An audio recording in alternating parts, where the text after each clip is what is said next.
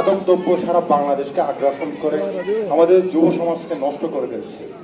মাদকদ্রব্যকে আপনি বলতে পারেন পারমাণবিক বোমা, যে বোমা পরিবারকে ধ্বংস করে দিবে, যে বোমা সমাজকে ধ্বংস করে দিবে। ঠিক এই মাদকদ্রব্য আমাদের তরুণ প্রজন্ম সহ প্রতিটি মায়ের কষ্ট হয়ে দাঁড়িয়েছে। সে এই সময়ে যে আসলে এত সুন্দর আয়োজন, যারা এই খেলাধুলাকে উৎসাহিত করছে, মেধার বিকাশে ভূমিকা রাখছে। আসলে খেলাধুলা যখন করবেন আপনার মেধা বিকশিত হবে, আপনার নিউরনের কানেক্টিভিটি বৃদ্ধি পাবে, আপনার শরীর ভালো থাকবে।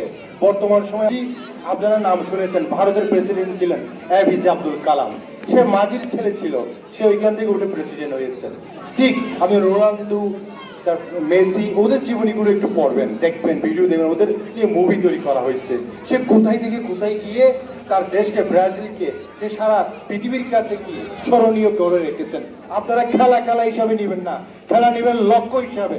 যাতে আপনি এই খেলাকে এখানে মেধার বিকাশ করে, যে যেটা ভালো পারেন সেই খেলাতে আপনার মেধার বিকাশ করে আপনি সারা দেশে প্রথম হবেন। সারা দেশে আলী কদমের সুনাম, বান্দরবনের সুনাম উজ্জ্বল করবেন। আপনারা কি পারবেন? কই আওয়াজ নাই, আপনাদের সাউন্ড কই, মনে খাওয়া দাওয়া হয় নাই, বলেন পারবেন?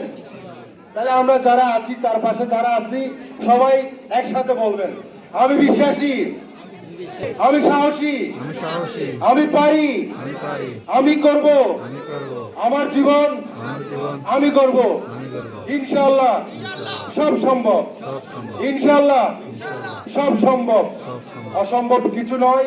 আপনারা ইনশাআল্লাহ আপনাদের মেধার বিকাশ